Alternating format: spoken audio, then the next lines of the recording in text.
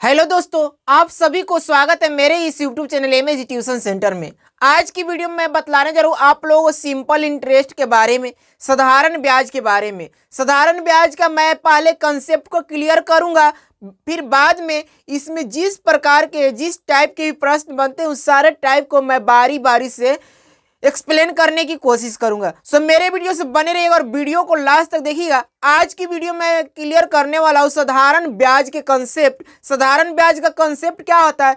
देखिए, सबसे जरूरी चीज होता है कंसेप्ट। यदि आप किसी चीज का भी कंसेप्ट जान गए तो उसमें बनने वाले प्रश्न को आप आसानी से हल कर सकते हैं। यदि आप कंसेप्ट नहीं जानते हैं तो उनमें बनने वाले प्रश्न को आसानी से हल नहीं कर पाएंगे।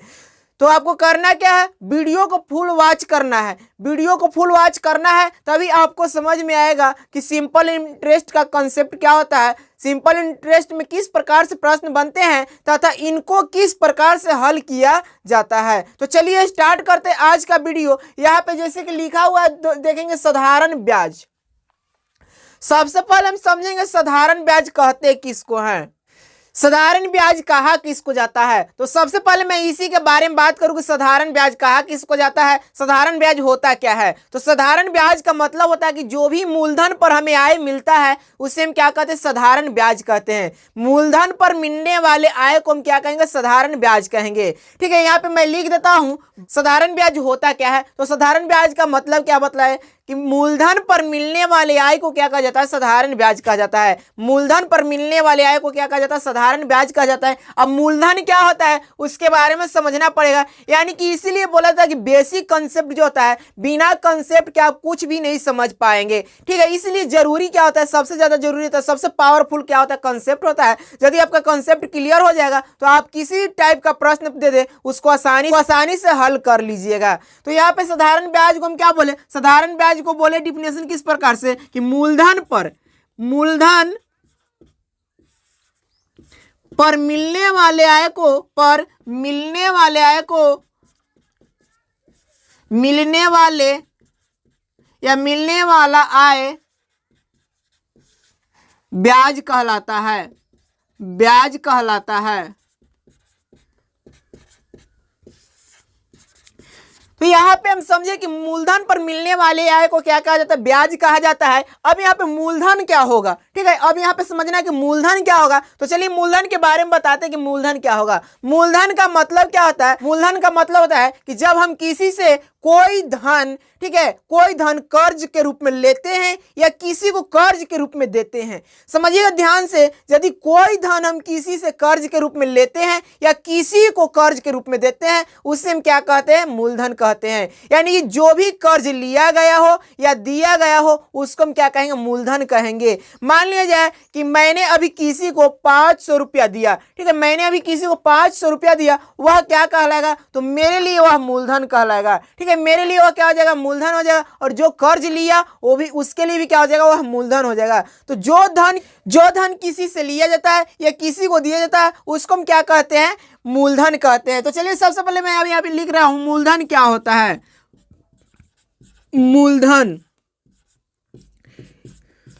राशि या दी गई राशि को क्या कहा जाता है, मूलधन कहा जाता है। तो कर्ज ली गई राशि और दी गई राशि को हम क्या कहते हैं, मूलधन कहते हैं। यहाँ पे लिख लेते हैं, कर्ज ली गई राशि या दी गई राशि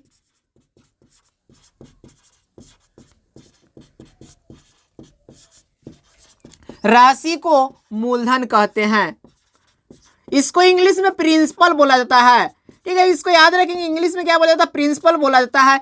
यानी कि जो भी कर्ज लिया जाता है या कर्ज दिया जाता है उसको क्या कहा जाता है, मूलधन कहा जाता है। ठीक है, अब यहाँ पे देखिए हम दो चीज समझेंगे, ब्याज समझेंगे, मूलधन समझ। रेट का मतलब क्या होगा, दर। ठीक है, इंटरेस्ट पर जो भी रेट लगता है, जैसे मान लिया कि हम किसी से कर्ज लेते हैं तो कर्ज पे क्या होता है, मान लीजिए मैंने अभी 500 रुपया किसी से लिया कर्ज के रूप में, 500 रुपया मैंने अभी किसी से कर्ज के रूप में लिया। तो कर्ज के रूप में लेने के बाद वो मुझसे बोलेगा कि इस पे आपको 10% इंटरेस्ट देना पड़ेगा। कितना? 10% इंटरेस्ट देना पड़ेगा। तो इंटरेस्ट को क्या बोलते हैं? ब्याज बोलते हैं। यानी कि 10%, 500 का 10% हमें इंटरेस्ट देना पड़ेगा। तो इंटरेस्ट रेट क्या होगा? इंटरेस्ट रेट जो होगा उसी को हम बोलते हैं दर। ठीक है, यहाँ पे हम क्या बोलेंगे? दर। उसी को हम क्या बोलते हैं? दर। तो यहाँ पे हम दर समझते हैं। दर क्या होता है? दर को बोला जाता है रेट। इसके बाद हम समझेंगे दर के बारे में। दर क्या होता है? तो दर का मतलब, जैसे कि मैं यहाँ पे बतला रहा हूँ आपको, दर का मतलब क्या होगा। मान लीजिए कि हम किसी से 100 रुपया कोई कर्ज लेते हैं, उसको 1 वर्ष के पश्चात क्या करने के लिए रहता है? लौटाने के लिए रहता है।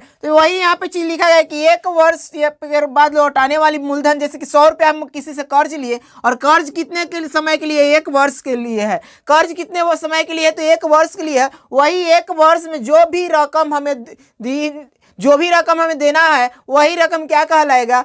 तो दर कहलाएगा। ठीक है, वही रकम क्या कहलाएगा? दर कहलाएगा। यानी कि लिखा गया है कि 100 रुपया मूलधन पर 1 वर्ष में दी जाने वाली रकम, 100 रुपया मूलधन पर 1 वर्ष में दी जाने वाली रकम को क्या कहा जाता है? तो दर कहा जाता है, रेट कहा जाता है। ठीक है, इस तरह से हम इतना समझ गए। अब इसके बाद में हम आगे बढ़ते हैं। इसके बाद में एक चीज और आता है, मिश्र धन। ठीक है, इसके बाद में क्या आता है? मिश्र धन। इसको हम समझते हैं।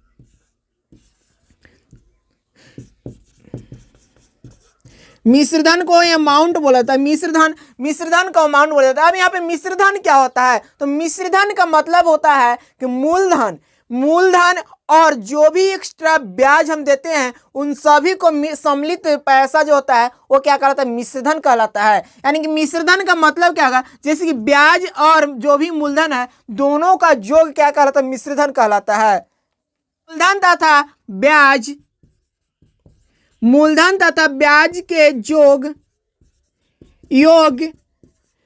तथा ब्याज के योग को मिश्रधन कहा जाता है। मिश्रधन कहा जाता है। अब यहाँ पे हम समझेंगे मिश्रधन क्या होता है। मिश्रधन के बारे में भी समझ लिए। ठीक है, इस प्रकार से अब इनसे बनने वाले प्रश्न जो है वो किस प्रकार से होगा। इसमें एक चीज और है, वो होता है समय, टाइम। उसके बारे में भी समझ लेते हैं। समय क्या होता है? यानी कि समय को बोला जाता है टाइम। समय का मतलब क्या होगा? तो हम जितने वर्षों के लिए या जितने महीने के लिए या जितने दिनों के लिए कोई कर्ज लेते हैं या कर्ज देते हैं, उसको हम क्या कहेंगे? समय कहेंगे। जितने वर्ष के लिए हो, दिन के लिए हो, महीना के लिए हो, सप्ताह के लिए हो, उसी को हम क्या कहा जाता है? उसी को हम क्या कहेंगे? तो उसी को हम क्या कहते हैं? समय कहते हैं। ठीक है, उसी चीज को यहाँ पे हम लिख देते हैं। जितने करते डायरेक्टली इसके प्रश्न की ओर बढ़ते हैं, देखते हैं किस प्रकार से इसमें प्रश्न बनता है। सबसे पहले हम सिंपल प्रश्न को हल करेंगे, उसके बाद थोड़ा लेवल बढ़ाएंगे। तो चलिए आज का पहला प्रश्न हम लोग स्टार्ट करते, देखते हैं आज का पहला प्रश्न क्या होने वाला दिया गया है। कह रहे समझिए इसको ध्यान से, और इसको किस प्रकार से हल करना है उसको भी समझिएगा। सबसे पहले यहाँ पे दिया 1000 रुपये का 5% वार्षिक दर से 5 वर्षों का साधारण ब्याज कितना होगा। कह रहा है कि 1000 रुपये का, समझिए 1000 रुपये का 5% वार्षिक दर से 5 वर्षों में साधारण ब्याज क्या होगा। तो ब्याज ज्ञात करना है, इसके लिए एक फॉर्मूला है, उस फॉर्मूले को हम लगाएंगे यहाँ पे। समझिएगा ध्यान से किस प्रकार से यूज किया जाता है।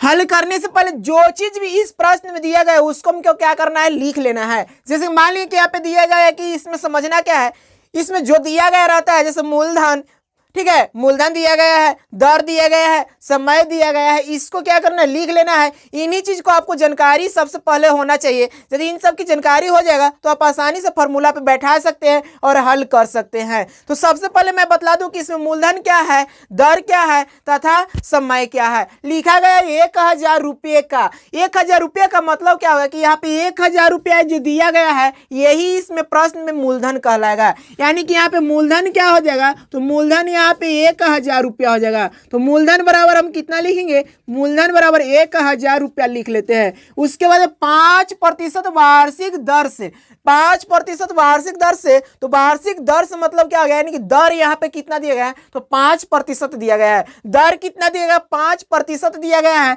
इसलिए यहाँ पे हम दर बराबर कितना लिखेंगे? तो दर बराबर हम लिखेंगे 5%। ठीक है, दर बराबर कितना लिखेंगे? 5%। उसके बाद में आगे देखिए 5 वर्षों का साधारण ब्याज। तो वर्षों का मतलब क्या है, 5 वर्षों का, यानी कि समय इसमें कितना दिया हुआ है, तो समय 5 वर्ष दिया गया है। समय कितना दिया गया, 5 वर्ष दिया गया है, यानी कि इसमें समय लिखेंगे, समय इज इक्वल टू क्या हो जाएगा, 5 वर्ष। ठीक है, समय बराबर कितना जाएगा, 5 वर्ष। इस तरह से हमें क्या हुआ, सभी चीजें हमें पता चल गया कि मूलधन कितना है, दर कितना है और समय कितना है। अब क्या करना है, साधारण ब्याज पूछ रहा है कि कितना होगा, कि इसका साधारण ब्याज कितना होगा। तो साधारण ब्याज बराबर फॉर्मूला होता है, यहाँ पे समझिएगा, ब्याज बराबर एक फॉर्मूला होता है, उसको नोट कर लेना, याद करना है। ब्याज बराबर होता है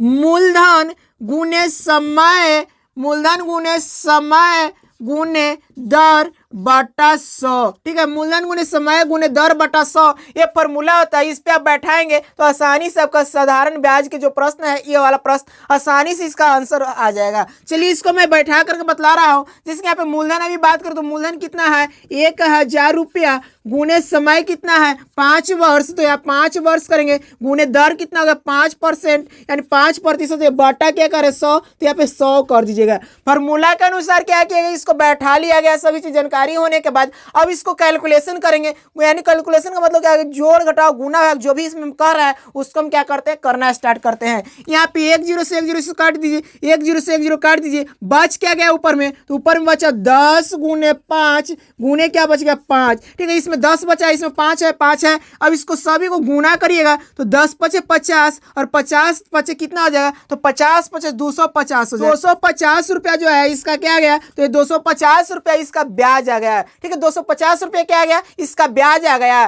तो इस प्रकार से हम ब्याज ज्ञात कर लेंगे। लेकिन यदि इसे मिश्रधन भी पूछा जाए तो मिश्रधन निकालने के लिए आपको क्या करना पड़ेगा, मूलधन और ब्याज दोनों को जोड़ना पड़ेगा। तो मिश्रधन बराबर क्या होगा, तो मिश्रधन बराबर देखिए क्या होता है, फॉर्मूला उसका भी मैं लिख देता हूं कि मिश्रधन इज इक्वल टू क्या होगा, मिश्रधन इज इक्वल टू क्या होता है, मूलधन जोड़ ब्याज। ठीक है, मिश्रधन इज इक्वल टू क्या हो जाएगा, मूलधन जोड़ ब्याज। मूलधन कितना है, तो मूलधन यहाँ पे देखेंगे 1000 रुपया है। मूलधन कितना है, 1000 रुपया है। यहाँ पे क्या करेंगे, 1000 करेंगे, 1000 और प्लस का ब्याज कितना है, तो ब्याज 250 रुपया है, यानी कि हम यहाँ पे कितना करेंगे, 250 कर देंगे। सभी को ऐड करेंगे तो कितना 1250 रुपया। ये क्या हो गया, इसका मिश्रधन हो गया। तो हमें यदि ब्याज केवल मांगा जाएगा, ब्याज निकालने के लिए कहेगा तो 250 होगा, और यदि मिश्रधन कहेगा तो मिश्रधन के लिए कितना हो गया, 1250 हो गया। दोनों इस प्रकार से आंसर आ गया। तो इस प्रकार से किसी प्रकार का ब्याज का प्रश्न हो आसानी से आप इसको हल कर सकते हैं। यदि वीडियो अच्छा लगा है तो लाइक करें, शेयर करें और इसी प्रकार के वीडियो देखने के लिए मेरे चैनल को सब्सक्राइब करना न भूलें। Thanks for